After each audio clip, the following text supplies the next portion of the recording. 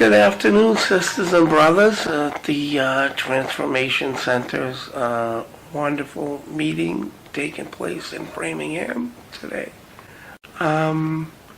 Thank you for having me digitally anyway at your celebration today, and thank you for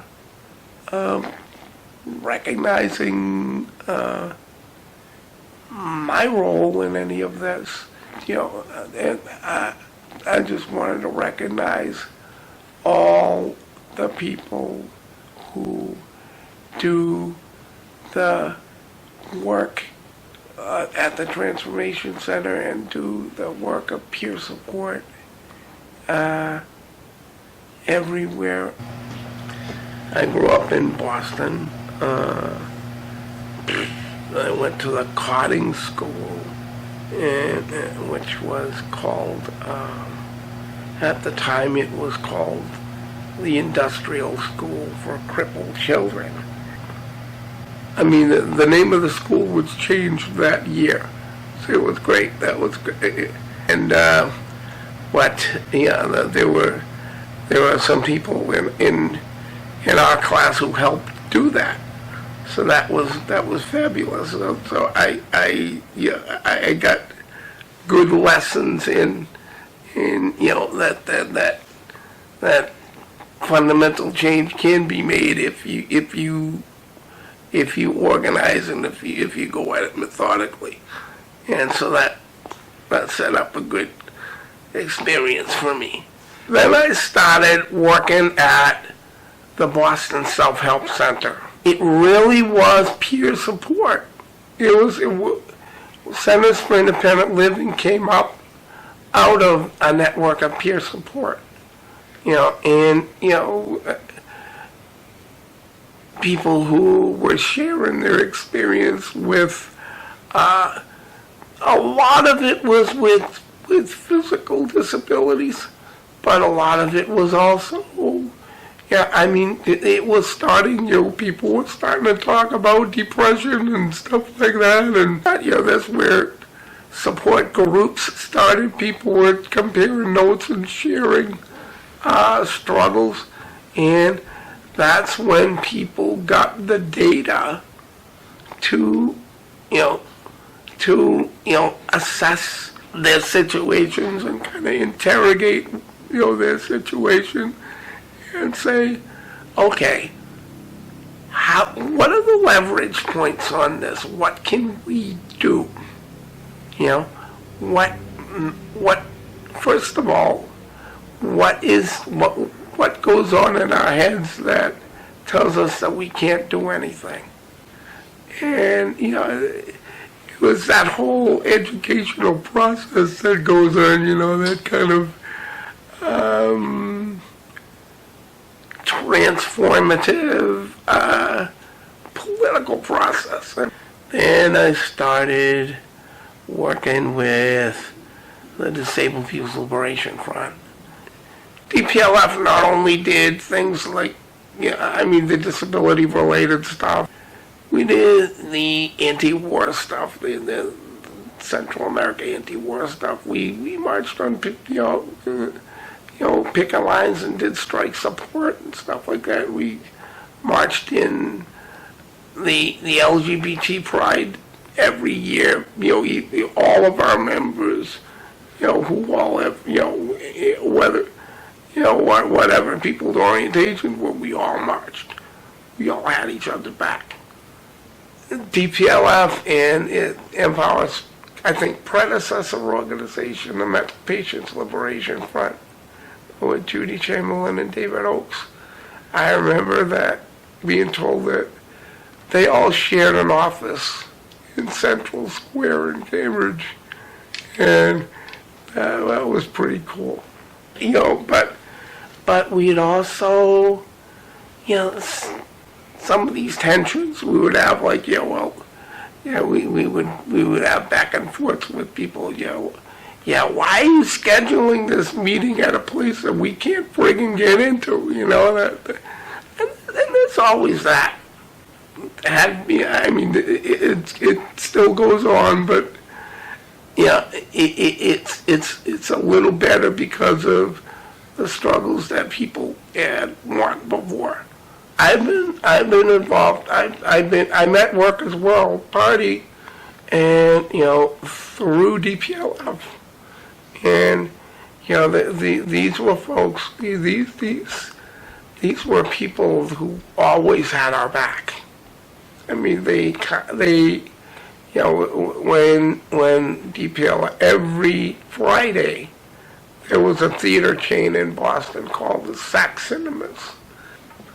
DPLF would do pickets of the Sac Cinemas because they would refuse to comply with architectural access codes, stuff like that.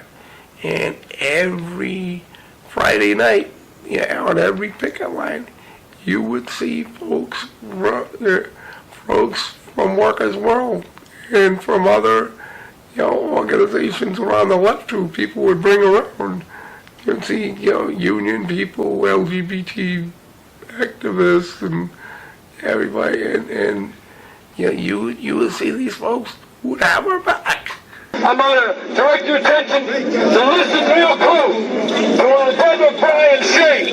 This brother has been on every single picket line of this union. Thank you, sisters and brothers. It's a pleasure to be out here with Brother Steve and all of you. You are writing a chapter in the people's history, in the people's history of the world, the history of the 99%. And when we win, not if we win, when we win, that history is going to be taught to our kids, to our grandkids, and their kids and grandkids. We would go, to wherever it was, Baltimore, D.C., wherever, and do bus blockades of people, in wheelchairs, on crutches. I was on foot at the time, and on crutches. From where you look at, I can't get down the street. How am I going to do this? How am I going to do this? Who do talk to people who's similar situated, and organize and get each other's back, and that brought a lot of people into thinking about themselves as subjects, as people who can do things, as people who can act, rather than as things that are acted on by forces out of their control. When you have organization, that you can move small mountains, in terms of, in any kind of recovery, including going back to like the late 70s or 80s has been peer support. Has basically been other people. And and when I've isolated, that's really when that shit has happened. I have been working at the Metro Boston Recovery Learning Community. Basically just having each other's back, that's what we do. The August 1st event at the Boston Globe, was taking place because of occasionally the Globe does spotlight series on particular topics. They decided to address issues around mental health and around people with lived experience, but the way They did it, and the sources they used, they came out with the most hideous fear-mongering.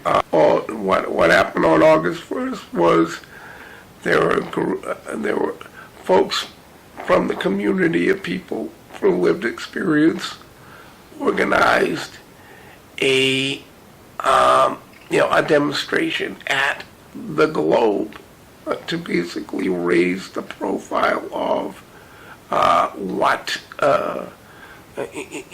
nobody had spoken to us. Nobody had spoken to anyone in the peer support community.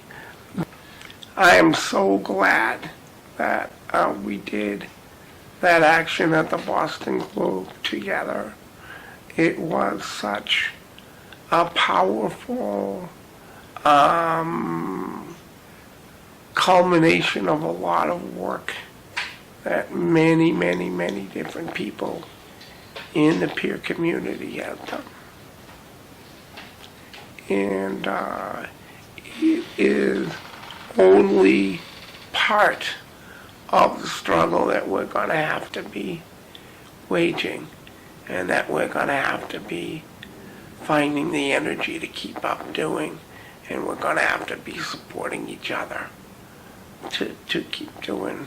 I can only do limited amount that I can, but if I hook up with organizations, I can leverage what I can do, and to the extent that we can all have each other's back, it's all good.